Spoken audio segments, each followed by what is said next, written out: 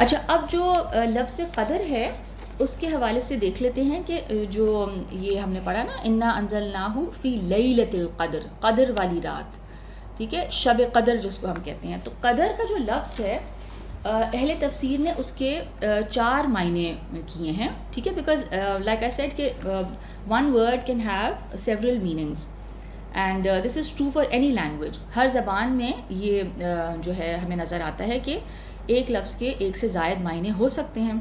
تو قدر کا جو لفظ ہے، ایک اس کا معنی کیا گیا فیصلہ یا تقدیر، ٹھیک ہے، ڈیسیجن یا ڈیسٹنی.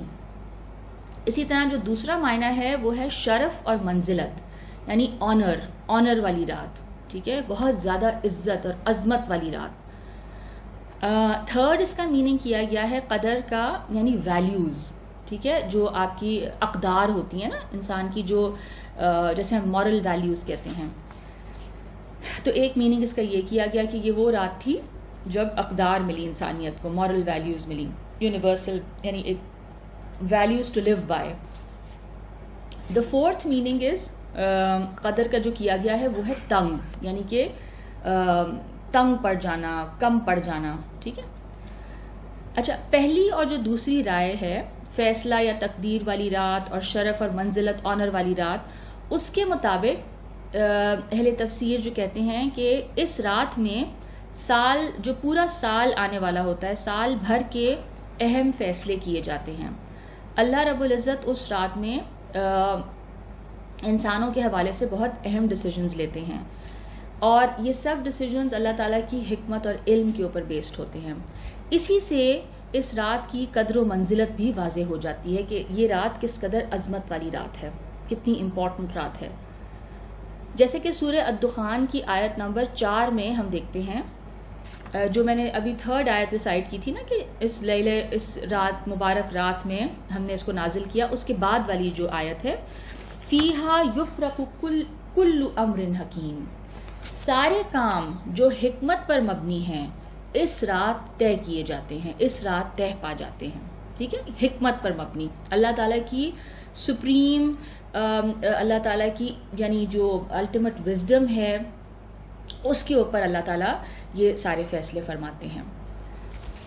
اچھا، اب فیصلہ یا تقدیر کے حوالے سے تھوڑی سی بات کر لیتے ہیں کہ اس رات پر جو فیصلے کیے جاتے ہیں ان سے کیا مراد ہے. اب جو جمہور اہل تفسیر ہیں، جو جمہور میجورٹی جو اہل علم ہیں، ان کا کیا خیال ہے کہ اس فیصلے سے مراد آنے والے سال کے جو اہم معاملات ہیں یا امور ہیں، جو امپورٹنٹ میٹرز ہیں، وہ ان کے حوالے سے، یعنی کائنات، یونیورس اور انسان سے متعلق اللہ تعالیٰ کا جو منصوبہ یا پلان ہے ان کے فیصلے کیے جاتے ہیں، ٹھیک ہے. اور یہ بھی آپ نوٹ کریں کہ جو تقدیر کا جو لفظ ہے نا وہ بھی قدر سے ہی ماخوذ ہے، قدر ہی اس کا روٹ ورڈ ہے، تقدیر کا جو ورڈ ہے، ٹھیک ہے، ڈیسٹنی کا جو روٹ ورڈ ہے وہ بھی قدر ہی ہے، قاف دال را. اچھا، اب جو ریلیجس لوگ ہیں یا جو سیکولر ہیں، مذہبی ہوں یا غیر مذہبی اہل علم ہوں، ان کا آپ سمجھیں کہ جن مسائل میں شدید اختلاف پایا جاتا ہے، یعنی ایک بہت زیادہ ایک ڈفرینس آف اوپینین ایگزسٹ کرتا ہے، ان میں سے ایک بہت بڑا اور بہت امپورٹنٹ مسئلہ تقدیر کا بھی ہے. ایز یو آل نو کہ اس پہ کتنی ڈبیٹ ہوتی ہے کہ کیا ہر چیز ڈیسٹنڈ ہے، ہر چیز ڈیسٹنڈ ہے، ہر چیز لکھ دی گئی ہے، پہلے سے ڈیسائیڈڈ ہے، یا پھر انسان کے پاس بھی کچھ اختیار ہے اور ارادہ ہے. تو اس حوالے سے بہت زیادہ ہمیں ڈبیٹس نظر آتی ہیں، اور دونوں یعنی جو فریقین ہیں یا دونوں پارٹیز کے پاس ان کے ایویڈنس ہے اور ان کے دلائل ایگزسٹ کرتے ہیں. اگر ہم تقدیر کا مطلب یہ لیتے ہیں کہ سب کچھ طے شدہ ہے، تو اس سے پھر کیا ہوگا، اس سے جبر کا عقیدہ لازم آتا ہے، یعنی پھر ڈٹرمنڈ لگتا ہے کہ ہر چیز ڈٹرمنڈ ہے، and it's as if everything is predetermined, ٹھیک ہے، تو ہر چیز ڈیسٹنڈ ہے، تو وہ جبر کا عقیدہ آ جاتا ہے. یعنی پھر اس میں پھر ایسے لگتا ہے کہ انسان کی کوئی آزادی ہے ہی نہیں، کہ اس کے جو عمل بھی ہیں وہ بھی شاید لکھ دیے گئے ہیں، اس کے تو اختیار میں کچھ ہے ہی نہیں پھر. تو اسی لیے پھر کچھ اہل علم نے تقدیر کا مطلب یہ بیان کیا ہے کہ اس سے مراد, اس تقدیر سے, ڈیسٹنی سے مراد ہر شخص کے انفرادی اعمال اور افعال نہیں ہیں, یعنی انڈیویجول ایکشنز نہیں ہوں گے ہر شخص کے. اس ڈیسٹنی میں یہ سب چیزیں نہیں لکھی گئیں کہ میں یعنی فرا جو ہے وہ آج یہ کرے گی, یہ کام کرے گی, پھر یہ کرے گی, پھر یہ اچھا کام کرے گی اور یہ برا کام کرے گی. نو, اس میں ہر شخص کے انڈیویجول جو اس کے جو معاملات ہیں, جو اس کے ایکشنز ہیں, وہ نہیں لکھے گئے, بلکہ اللہ تعالیٰ نے قوانین مقرر کر دی ہیں. اللہ تعالیٰ نے کچھ لاز بنائے ہیں اور وہ جو ہے نا وہ ہیں تقدیر, اور وہ انسان کو پھر مکمل اختیار دے دیا, یعنی وہ لاز تو فکس کر دیے, ٹھیک ہے, دوز لاز آر انچینجبل. انسان کی فزیکل باڈی کے حوالے سے اور کائنات کے حوالے سے کچھ قوانین ایسے بنا دیے جو نہیں چینج ہوتے, لیکن ساتھ ہی ساتھ انسان کو مکمل اختیار دے دیا ہے کہ وہ جو عمل کرنا چاہے وہ کر سکتا ہے, ٹھیک ہے, وہ اپنا ایکشن, اپنا رسپانس چوز کر سکتا ہے. He is free to choose his response اور ہز ایکشن. لیکن اب جو نتیجہ اس کے ایکشن کا نکلے گا, ٹھیک ہے, مثلا میرے ایک ایکشن کا ایک ری ایکشن ہوگا نا, یعنی میں کچھ کرتی ہوں تو آگے سے یعنی نیچر سے یا کسی انسان سے اس کا رسپانس بھی تو مجھے ملے گا نا. میں کوئی اچھی بات کروں تو اس کا بھی رسپانس ملے گا, کوئی بری بات کروں, کوئی ہرٹفل بات کروں گی تو اس کا بھی رسپانس ملے گا. تو اب جو میں نے ایکشن کیا ہے, اب اس کا جو نتیجہ نکلے گا نا, وہ پھر کچھ قوانین ہیں, ان کے مطابق وہ نتیجہ نکلے گا.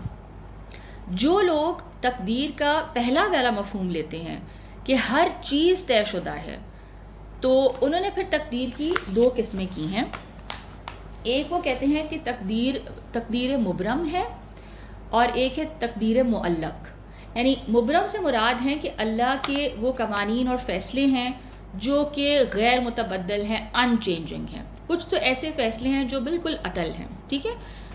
مثلا کیا ہو سکتا ہے اس میں مثال, یعنی سورج مشرق سے نکلے گا, ٹھیک ہے, تو کتنے ہزاروں لاکھوں سال ہو گئے ہیں تو یہ سورج مشرق سے ہی نکلتا ہوا آ رہا ہے اور مغرب میں غروب ہوتا ہے. تو کچھ جو یونیورسل قوانین ہیں وہ ایسے ہیں, اور انسان کی باڈی کے حوالے سے بھی جیسے میں نے کہا فزیکل دنیا میں وہ ایسے ہیں جو ان چینجنگ ہیں, وہ تقدیر میں لکھ دیے گئے ہیں. تقدیر معلق کیا چیز ہے؟ تقدیر معلق, الگ یعنی ہینگنگ, یہ ایسی چیز ہے جو کہ ہینگنگ ہے, ٹھیک ہے, اٹس ناٹ فکسڈ. تو اس سے مراد وہ امور ہیں جن میں دعا اور تدبیر, یعنی آپ دعا کریں اور آپ کوئی اس کے لیے کوئی عمل کریں, کوئی ایکشن کریں, تو اس سے تبدیلی ہو سکتی ہے, ٹھیک ہے. تو کچھ چیزیں ڈیسائیڈڈ نہیں ہیں, کچھ چیزیں ہینگنگ چھوڑ دی گئیں کہ جس میں کہ انسان دعا کرے گا اور ایفرٹ کرے گا تو ہو سکتا ہے کہ وہ چیز بدل جائے, وہ ایسے ہی نہ رہے, ٹھیک ہے. مثلاً کوئی ایسی بیماری ہے جو کہ جس میں کہ انسان مبتلا ہو جائے اور پھر اس کو یعنی کافی زیادہ طبیعت خراب بھی ہو جائے, اور اب فار ایگزامپل جیسے اللہ رحم کرے جیسے کووڈ ہے, اب اگر کسی کو ہو جاتا ہے تو اس میں بچنے کے بھی چانسز ہیں, بلکہ زیادہ چانسز ہیں بچنے کے, اور شدید بیمار ہو کر ڈیتھ کے بھی چانسز ہیں. تو یہ ایک طرح سے معلق چیز ہو گئی. اس میں انسان تدبیر کرے گا, ہر طرح سے اپنا علاج کی کوشش کرے گا, اینڈ ساتھ ہی ساتھ دعا کرے گا, تو یہ پھر ہو سکتا ہے کہ اللہ تعالیٰ اس انسان کو اس بیماری سے شفا دے دیں. لیکن اب یہ بات آپ ذہن میں رکھیں کہ جو لوگ تقدیر کا مطلب یہ لیتے ہیں کہ سب کچھ طے شدہ ہے نا, اس میں بھی دو گروہ بن گئے. پھر ایک جو گروپ تھا وہ جبریہ ہیں. جبریہ فرقہ اب ایز اے فرقہ, as a sect, they don't exist any more, but اگر آپ ان کے بارے میں پڑھیں تو وہ ایک باقاعدہ ایک فرقہ بنا تھا. اینڈ وہ جو ہیں اوبویسلی وہ پھر اس بات کے قائل ہو گئے تھے کہ ہر چیز لکھی گئی ہے, وہ انسان کے اعمال, ایکشنز, ہر چیز کو کہتے تھے پری ڈٹرمنڈ ہے, اور اللہ نے جیسا چاہا ویسا اللہ نے بنا دیا, اور اللہ تعالیٰ ہی کا فیصلہ ہے. کسی کو اللہ نے ایسا بنایا اور اسی سے وہ اعمال بھی کروائے, اور پھر اللہ آگے بھی اس کے ساتھ جو معاملہ کرنا چاہے کرے, ٹھیک ہے. ایک تو یہ فرقہ بنا, اور دوسرے وہ ہیں جن کا خیال ہے کہ اس عقیدے سے جبر لازم نہیں آتا, یعنی اللہ کو پتہ ہے کیونکہ اللہ تعالیٰ نے اپنے علم کو لکھا ہے, ٹھیک ہے. یعنی اللہ کو یہ پتہ ہے کہ میں آج یہ کام کروں گی, ٹھیک ہے نا, آن دس ڈیٹ آف دس ایئر, یا اس پورے سال میں ہر دن میں نے کیا کیا کرنا ہے, ایک انڈیویجول کا معاملہ ہو گیا، یہ قوم کا معاملہ. یعنی اللہ تعالیٰ کیونکہ یعنی علام الغیوب ہے، اللہ تعالیٰ کا علم جو ہے وہ ہر چیز پر چھایا ہوا ہے، ہر چیز کا احاطہ کیا ہوا ہے. تو اس دوسرے فرقے کے مطابق اللہ تعالیٰ چونکہ علم کل کے مالک ہیں، اس لیے اللہ تعالیٰ نے اپنے اس علم کو لکھ لیا ہے. یعنی ایک اندازہ ہے اللہ تعالیٰ کا، یا اس علم کو اللہ تعالیٰ نے ایک طرح سے ضبط تحریر میں لے لیا ہے. عمل اس کا اپنا ہی ہوگا، جس کی اس کو آزادی تھی، اور یہ بات اللہ کے علم میں تھی کہ وہ انسان اپنے اس اختیار کو استعمال کرتے ہوئے وہ عمل کرے گا. بس اللہ تعالیٰ کو یہ معلوم تھا. بہرحال لیکن ایسا نہیں ہے کہ وہ انسان کسی جبر کے تحت وہ کام کر رہا ہے. اسی لیے اس کو تقدیر میں لکھا ہوا ہونا یا طے ہوا ہونا کہا جاتا ہے.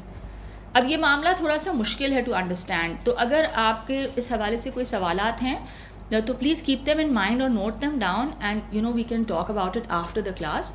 سو because this is it can be very confusing, and یہ معاملہ مشکل بھی ہے.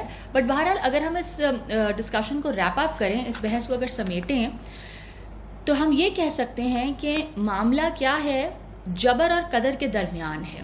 ٹھیک ہے، یعنی مادی دنیا میں جیسے میں نے کہا جو فزیکل ورلڈ ہے اس میں جبر ہے، اس میں بہت ساری چیزیں ڈٹرمنڈ ہیں، فکسڈ ہیں.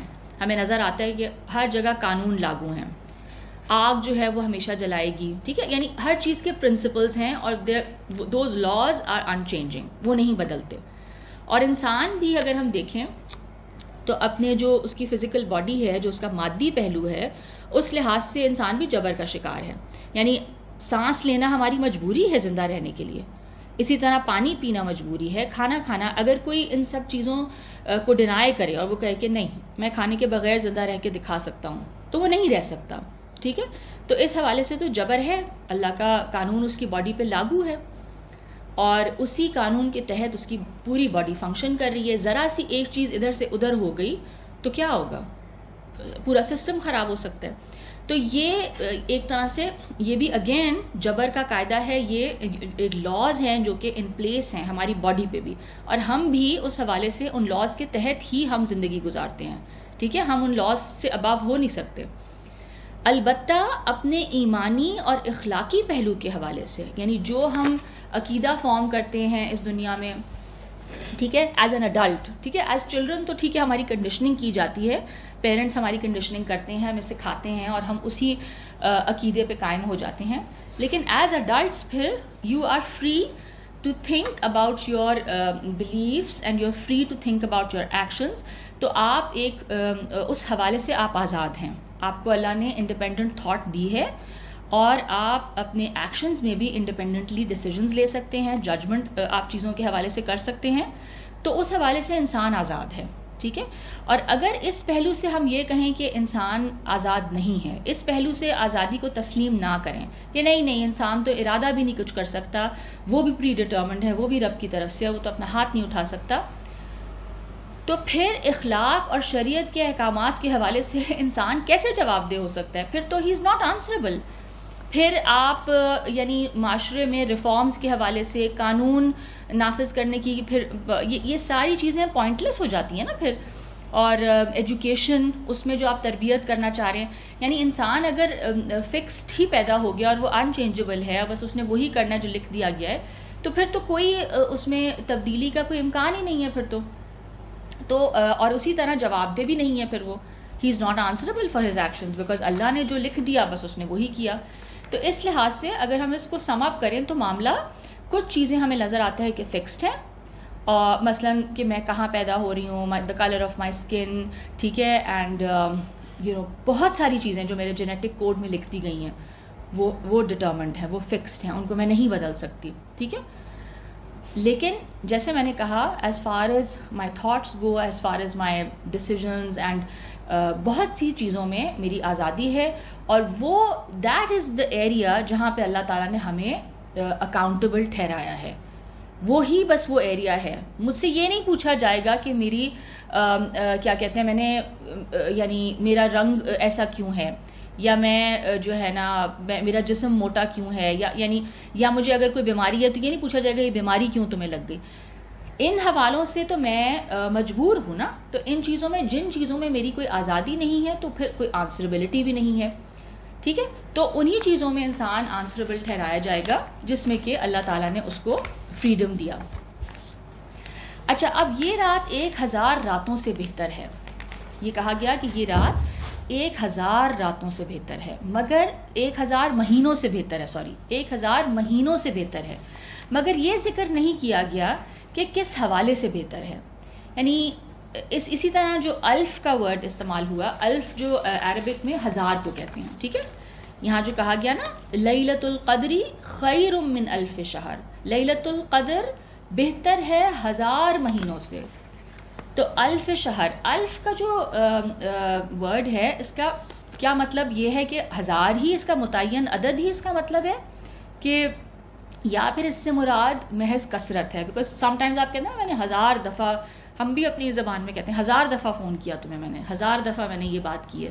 تو وہ اٹس ناٹ دیٹ ایکچولی 1000 دفعہ کاؤنٹ کر کے, بٹ اٹ جسٹ سگنیفائز ابانڈنس کہ میں نے بہت زیادہ دفعہ کیا. تو اب یہ ایک اور رائے یہ ہے کہ یہ ابانڈنس کے لیے استعمال ہوا ہے. اچھا, اور یہ رات کس حوالے سے افضل ہے, کس حوالے سے یہ رات اتنی سپیریئر ہے, اس بارے میں ہم دیکھتے ہیں کہ تمام سنی اور شیعہ مفسرین کا خیال ہے کہ عبادت پر ملنے والے اجر و ثواب کے حوالے سے یہ باقی راتوں کی نسبت افضل ہے. ٹھیک ہے, جو عبادت ہم اس رات کرتے ہیں تو یہ اللہ تعالیٰ نے جو فضیلت بیان کی 1000 مہینوں سے بہتر ہونے کی, تو ان مفسرین کے مطابق یہ عبادت کے حوالے سے یہ رات سپیریئر ہے. یعنی اس عبادت پہ ملنے والا جو ثواب ہے وہ 1000 مہینوں میں کی جانے والی عبادت کے برابر ہے یا اس سے بھی زیادہ ہے. جیسے ہم